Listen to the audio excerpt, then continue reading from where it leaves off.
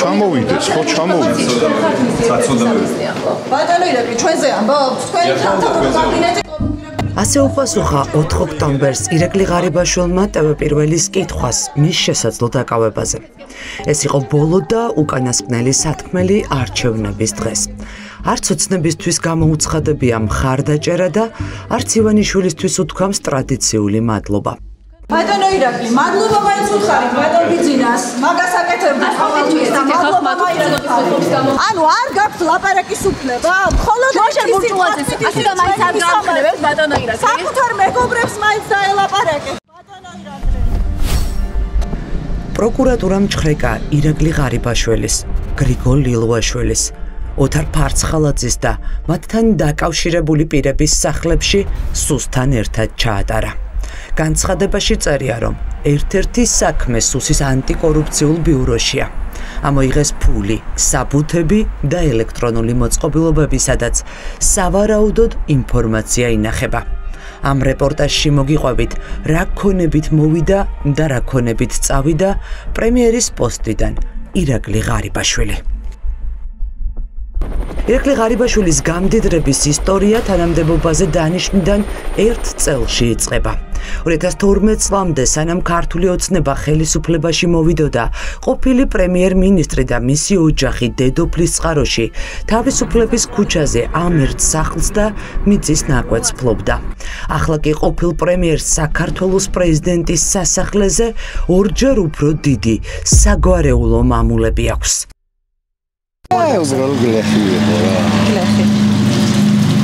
მეუღლე ჩვენთან ამუშაობდა რაიკაშიში საქონელ მცოდნე იყო, წიგნების საქონელ მცოდნე. 2014 წლიდან ექს-პრემიერის ოჯახმა საგვარეულო მამულების გაფართოება 4-ჯერ მოასწრო. მეზობლების კარ-მიდამოები გამოისყიდა, მათი სახლები დაანგრია. ყველა საკუთარ ეზოს მიუერთა, რომ თითქმის ქუჩის ნახევარი მისი საკუთრება გამხდარიყო. როდესაც პრემიერი გახდა საგვარეულო მამულში, ერთი წითელი აგურის სახლი იდგა და სახლის უკან ბოსტანი იყო. ღარიბაშვილის პრემიერობის პერიოდში კი საგვარეულო მამულების მასშტაბი ისე გაიზარდა, რომ ფართობით საქართველოს კათოლიკოს პატრიარქის რეზიდენციასაც გადაუსწრო. ღარიბაშვილებმა შეისყიდეს და დაანგრიეს 4 მეზობლის სახლი. გაფართოებულ ადგილ-მამულებს ბეტონის ღობე შემოავლეს და გალავნის იქეთ რამდენიმე მდიდრული საცხოვრებელი სახლი ჩადგეს. მათ შორის ეს თეთრი სასახლე აუზით, სანადიმო დარბაზით, კიდევ 2 დამხმარი ნაგებობა და ავტოფარეხი. ეზოს მასშტაბი იმდენად დიდია, რომ ღარიბაშვილების დამხმარე პერსონალი მინი ავტომობილებით გადაადგილდებიან. მეზობელი რო დაიღუპა, ეს სახლი უნდა მე შევისყიდო, აქ არავინ არ შემოუშვებ. და შეისყიდა და რატო არ შემოუშვებ? ეგებს ხას უნდოდა ყიდვა. იმიტომ არ შემოუშვებდა, რომ გაფართოება უნდოდა, შვილო. და ამ გაფართოებას ხო ფული უნდა? ფული უნდა და ეგ შეისყიდა და გაფართოვდა. პირველი, ვინც დედოფლის წყაროში ღარიბაშვილებმა სამეზობლოდან დაასახლეს, ყაჩაშვილები იყვნენ. პრემიერმა მათი მიწის ნაკვეთები და სახლები გამოისყიდა და დაანგრია. მათ ნასახლარზე კი თეთრი მარმარილოს სასახლე აიშენა ღია დიდი აუზით. მიერთეს ნასყი და ბუთხუზის სახლიც და ეზოც. ისიც დაანგრიეს და საგვარეულო მამულებს შეუერთეს. ექს-პრემიერის მამის ბოლო შენაძენი 2023 წლის 27 მარტით თარიღდება. ამ დღეს ტარიელ ღარიბაშვილმა მეზობლის ედგარ ამბარიანის სახლი და 1339 კვადრატული მეტრი ეზო დაირეგისტრირა. მაგათ რატო არ ექნებოდა დგენაცვანი? თვითონ იციან საიდანაც აქ. დიდრული სასახლეები და საგვარეულო მამულებისთვის მიერთებული 1000-ობით კვადრატული მეტრი მიწა დედოფლის წყაროში ღარიბაშვილების ერთადერთი შენაძენი არ არის. ტარიელ ღარიბაშვილი ბიზნესმენი და მილიონერიც შვილის გაპრემიერების შემდეგ გახდა. მთელი ეს იმპერია, რასაც ახლა აეროგადაღების კადრში ხედავთ, სწორედ ექს-პრემიერის მამას ეკუთვნის. ღვინის ბიზნესით არიელ ღარიბაშვილმა ჯერ ადგილობრივ ფერმერზე ნუგზარ ალუღიშვილის სახელზე გააფორმა.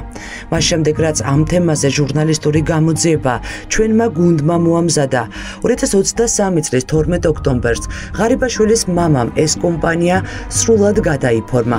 ოფიციალურად ქარხანაში ექს-პრემიერის პენსიონერმა მამამ 710.900 ლარი გადაიხადა.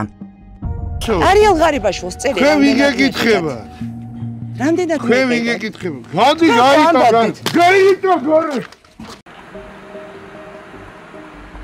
ღვინის ბიზნესი, კომპანია ქართული ფესვები, ქარხნები, ჯამში 270.494 კვადრატული მიწა, შატო ფრანგული ჯიშის ვენახებით, ხილით, არყისა და ღვინის სახდელი ცისტერნებით, მოჩუქურთმებული აივნებით, თონებითა და მუხის მასიური ტიხრებით. მთელი ეს ქონება ტარიელ ღარიბაშვილმა შვილის, ირაკლი ღარიბაშვილის გაპრემიერების შემდეგ დააგროვა. ხარჯი ამ შატოს მშენებლობისთვის ცოტა არ იქნებოდა. რკინაბეტონის შენობას მარნისთვის მიწის ქვეშა სართულიც აქვს გათხრილი. მთელი ფასადი ქართული აგურით არის მოპირკეთებული. 3 მეტრიანი მასიური ხის ხელნაკეთი ტიხრები სახლის მთელს პერიმეტრზეა და საქეიფო დარბაზებსა და ბუხრის ოთახებს ერთმანეთისგან ჰყოფს. ეს ყველაფერი ირაკლი ღარიბაშვილის პენსიონერმა მამამ 2023 წელს ააშენა. მიწებიც და ვენახებიც, რომელიც შატოს ერწყმის ტარიელ ღარიბაშვილს შვილის პრემიერობის პერიოდში აქვს ნაყიდი. რაც ახლა მაგას რაც მან ბაღი აქვს და რაღაცა აქვს, ხეები და რაღაცები 100.000 მან როგორანაირად თქვენ თვითონ წარმოიდგინეთ. როგორ უნდა იშოვოს იქიდან 100.000. გამორიცხულია ხო? გამორიცხულია. აქეთ კიდენი სუმაგათია იქ და მხარეზე საწყობებია ღვინის, მაგრამ თუ რამე არის ამ რაიონში, სუმაგათ ხელშია. ოღონდ არაოფიციალურად ხო? ეგ არის. და ოფიციალურად ის მიწა აქვს მარტო რაც ხორნაბუდშია. ბევრი რამე აქვს, მე ვერ გეტყვით ვერაფერი. ეს ზამთრის სასახლე და ბაკურიანის ტყის ნაწილიც ირაკლი ღარიბაშვილის საკუთრება. 1530 კვადრატულ მეტრ მიწაზე აშენებულ ორსართულიან ქვის სახლს 2 წლის წინ ეზოთ ტყე მიუერთეს. ტყის ნაწილი ნახევარი საუკუნით სატყეო სააგენტომ ნუნუ თამაზაშვილს იმ დროს გადასცა, როდესაც ირაკლი ღარიბაშვილი პრემიერის პოსტს იკავებდა. ეხლა პრემიერია და როგორ ნუნუ თამაზაშვილისა და ეროვნულ სატყეო სააგენტოს შორის გაფორმებული ხელშეკრულება 2022 წელს შაბათის ეთერმა მოიპოვა. ნუნუ თამაზაშვილმა ბაკურიანის ტყის გადასაფორმებლად საჯარო რეესტრს 2021 წლის 28 დეკემბერს მიმართა და ახალ წლამდე რამდენიმე საათით ადრე ეს ქონება ნახევარი საუკუნით მისი საკუთრება გახდა. ხო რომ მოინდომოთ მოგცემენ? ვიზა ტყეში ტყეში აგერ პატარა მანქანით რო შევიდა ჯირკვი რო იყო დამიჭირე. ვინ შეგიშვი? ჯირკვი რო იყო ჯირკვი და მოგისწრო რიკა. დაბა ღარიბაშვილს როგორ მისცეს? არ ვიცი. ღარიბაშვილი მთავრობა იყო და ბაკურიანში ღარიბაშვილების ქონების დააგროვება ამით არ დასრულებულა. ეს მიწა ექს-პრემიერის ზამთრის სასახლესთან ახლოს მისმა პენსიონერმა სიდედრმა იყიდა. მაია პაპიაშვილის სახელზე 930 კვადრატული მეტრი მიწა 2023 წლის 10 ივლისს გადაფორმდა. პაპიაშვილს არც ბიზნესი აქვს და არც სხვა სახის შემოსავალი უფიქსირდება, თუმცა მიწის ნაკვეთში თითქმის 400.000 ლარი გადაიხადა.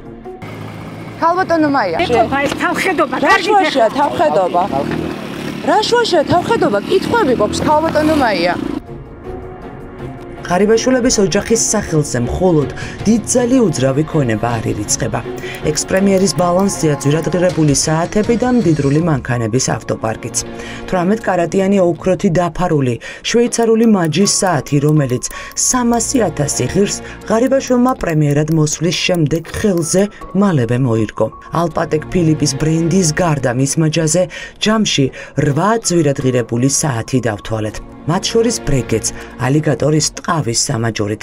ეს ყველაფერი არ არის.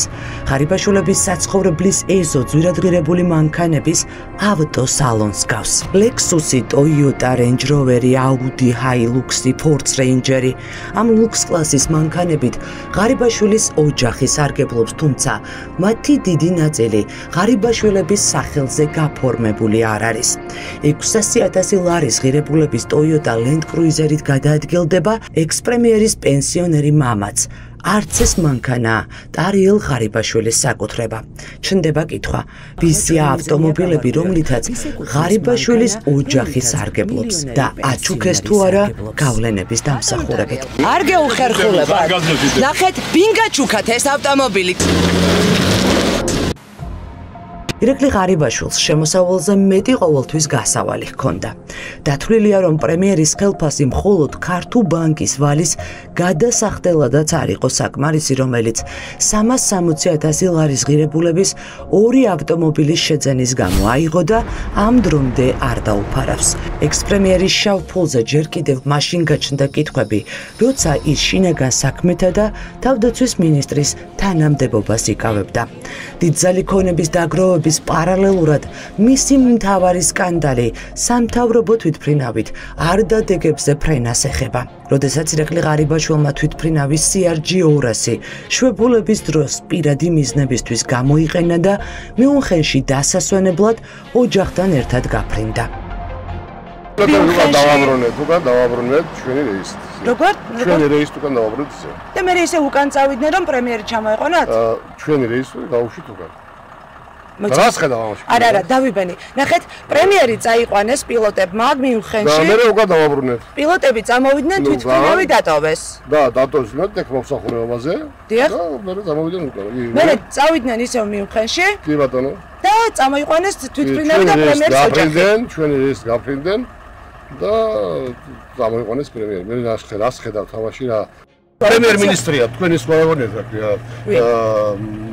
რომელიმე ქართლის მუშა. მას შემდეგ, რაც სამთავრობო თვითმფრინავის პირადი მიზნებისთვის გამოყენების ამბავი გასკდა, ღარიბაშვილმა თქვა, რომ ამ ფრენის ხარჯიც 34,000 евро პენსიონერმა მამამ ტარიელ ღარიბაშვილმა დაფარა. ასევე უცნობია, რა სახსრებით გადაიხადა პრემიერმა გადადგომამდე შვილის სწავლის საფასური პენსილვანიის უნივერსიტეტში, სადაც გადასახადი 72-დან 100,000 დოლარამდე მერყეობს. ამჩემი შილო პენსიონერია, მაგრამ ამჩემს აქვს ოფიციალურ საკუთრებაში აქვს მრავალმილიონიანი, ასე ვთქვათ, ბიზნეს საქმიანობა და ქონება, რომელიც მას შექმნა იგივე არის ხა. მოკლედ სხვა საშუალება. პრემიერის ცოლის ოჯახის უძრავი ქონების ბოლო შენაძენი შავი ზღვის სანაპიროზეა. ჩაქვში დრიბლენდ ოაზისის კომპლექსში. 107 კვადრატული აპარტამენტი ექს-პრემიერის ცოლის ძმის ლექსო თამაზაშვილის სახელზეა გაფორმებული. ლექსო თამაზაშვილს საკუთარი ბიზნესი ურეგისტრირდება, თუმცა მისგანვე ვიცით, რომ ვაინკახეთი ამ დრომდე წაგებაზე მუშაობს. ლექსო თამაზაშვილს ეკუთვნის წილები ჰესების ბიზნესშიც. თამაზაშვილმა მომავლის ენერგიის წილის 13% 30,000 დოლარად გადაიფორმა. 2024 წლის 23 აპრილს ირაკლი კობახიძემ გამოსცა განკარგულება და მაშავერას ხეობაში 112,000 კვადრატულ მეტრზე მეტი ტერიტორია ნახევარი საუკუნით სწორედ ამ კომპანიას მომავლის ენერგიას მისცა.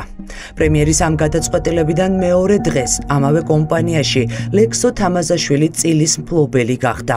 ჩნდება კითხვა, ღარიბაშვილის ცოლის ძმამ საკუთარი ოჯახის გავლენით მომავლის ენერგიებისთვის კობახიძეს ჯერ ხალხის კუთვნილი ქონება ხომ არ გადააცემინა. ამ გარიგების ჩაწყობის სანაცვლოდ კი თავად ჰესების ბიზნესის წილი მიიღო. გავიდე წილი იყიდებოდა და ვიყიდე მაინტერესებდა პროექტი. და იცი რომ ძალიან ემთხვევა რიცხვები ერთმანეთს 24-ში იყიდა წილი და 23-ში გამოსცა კობახიძემ განკარგულება. არა, მართლა ვერახაც მოწოდინე და რაშიც ვიყიდებოდა. პირიქით, პარტნიორებისთვის ძალიან კარგი იქნებოდა თქვენ დაეხმარეთ თქვენი გავლენებით, რომ ირაკლი კობახიძეს ეს გადაწყვეტილება მიიღო. ლექსო თამაზაშვილამდე ჰესების ბიზნესში ინტერესები ჰქონდა ირაკლი ღარიბაშვილის მამას ტარიელ ღარიბაშვილსაც.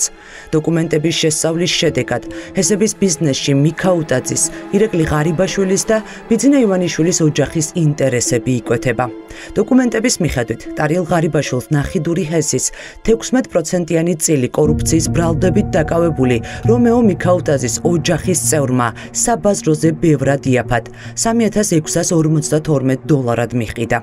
ღარიბაშვილმა ეს წილი მიღებიდან რამდენიმე თვეში 120,000 ლარად გაყიდა.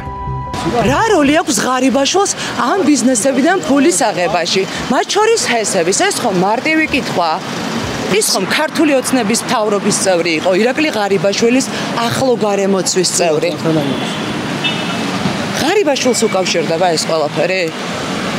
არ ვიცი, ქალბატონო. კითხვის ნიშნებს თითქმის ყველა იმ ქონების გადაფორმების ხელშეკრულება იწვევს, რომელიც ირაკლი ღარიბაშვილის ოჯახის წევრების სახელზე ჩნდება. აი ეს 2300 კვადრატულმეტრამდე მიწა წავკისში თამაზაშვილის სახელზე 2022 წლის 13 სექტემბერს გადაფორმდა. თამაზაშვილს 4 რეზიდენციის ასაშენებლად საკმარისი ტერიტორია, რომლის საბაზრო ფასიც თითქმის $1,000,000 ლარია მღვდელმა, შინაგან საქმეთა სამინისტროს გენერალური ინსპექციის ყოფილი შეფის ზვიად ჯანყარაშვილის სიმამრმა $30,000, ანუ საბაზროზე 10 ჯერ უფრო იაფად მისცა.